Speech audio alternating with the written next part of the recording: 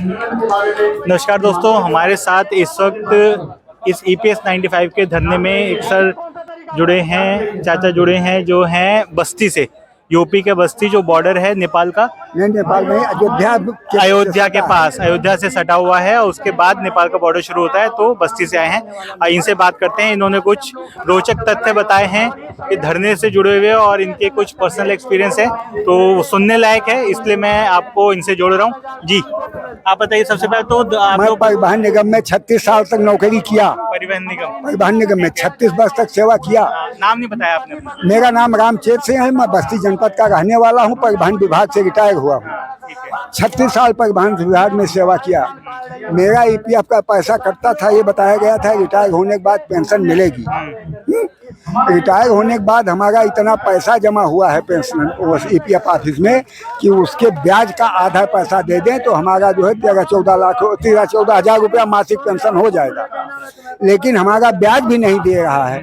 हमारा मूलधन वापस कर देते तब भी हम उसी ब्याज से आराम से जी खा लेते। लेकिन वो हमारा पैसा हड़प गए हैं। बीच में EPFO को लाते हैं। EPF बीच में कौन आ गया? EPF कौन है? हमारा पैसा जो जमा किया तो इन्होंने तो EPF को रिपोर्ट किया था। EPFO कहते हैं कि वो कह रहा है कि विभाग घाटे में जाएगा।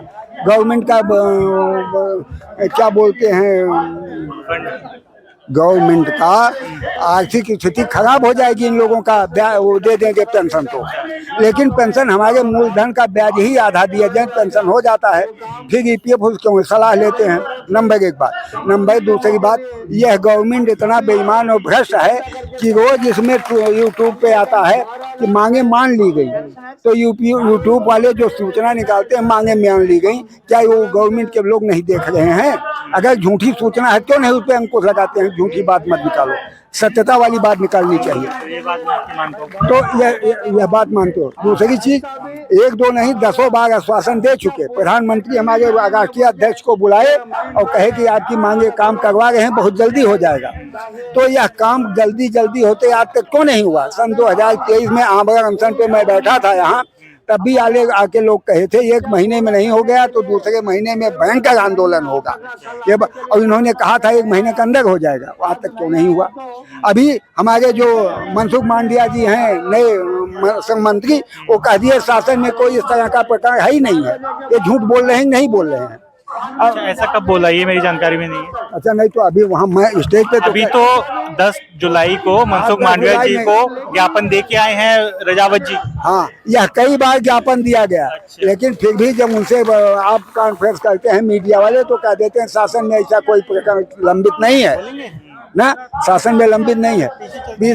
कोश्यारी समिति की रिपोर्ट जो आई थी सन 2013 में, वह उस समय वादा किए थे कि हम दे देंगे। आज तक कोश्यारी समिति की रिपोर्ट कहाँ गायब कर दिए? तो कोश्यारी समिति में उन्होंने कितना बोला था देने के लिए? जो समिति की रिपोर्ट थी उसमें कितना देने की बात की गई? 7,000 प्लस क्या बोलते हैं, 7,500 पर दिए। कोश्यारी समिति में बोला गया था ये। हाँ, इसमें अच्छा। थोड़ा सा मुझे लग रहा है चेक करना पड़ेगा। हो सकता है तो अभी अशोक राव से हम आपको डिटेल दिलवा देंगे जो उन्होंने डिटेल दिया है। लेकिन मेन चीज मेरा ये कहना है कि मैं 36 साल तक सेवा किया विभाग में। हमको ये 500, 800, 1,000, 2,000 पेंशन देते हैं।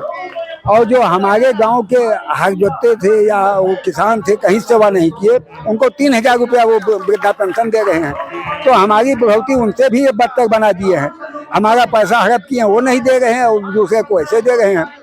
अब दूसरी बात कहते हैं कि गवर्नमेंट घाटे में आ जाएगा, गवर्नमेंट की आर्थिक स्थिति खराब होगी। शेयर बाजार में सारा पैसा लगा दिया हमारे EPF का, तब नहीं गवर्नमेंट का नुकसान हुआ, नहीं विभाग घाटे में आया, नहीं इनके गवर्नमेंट की आर्थिक स्थिति खराब हुई। ओ माल्या यहाँ से रुपया लेके चला गया सब विदेश को, उसको नहीं रोक पाए, वो तब स्थिति इनकी सही है। हमारे अयोध्या में जो भी ठेकेदार हैं इस समय गुजरात के हैं। क्या अयोध्या, बस्ती, फैजाबाद में ठेकेदारी करने लायक लोग नहीं हैं? ये सारा पैसा हड़प के ले जाके गुजरात में बस सब लगा देंगे। नंबर ये है 2-4 बातें मुझे जो कहना है, यह सब बातें क्यों नहीं आ रही कि हमारा पैसा हड़प के खाए हैं, या तो हमारा मूलधन दे दें या तो हमको जितना वार्षिक ब्याज होता है उतना दें। बस यही कहना है। अब जाएं, अब मुझे कहना है। चलिए, धन्यवाद चाची। धन्यवाद।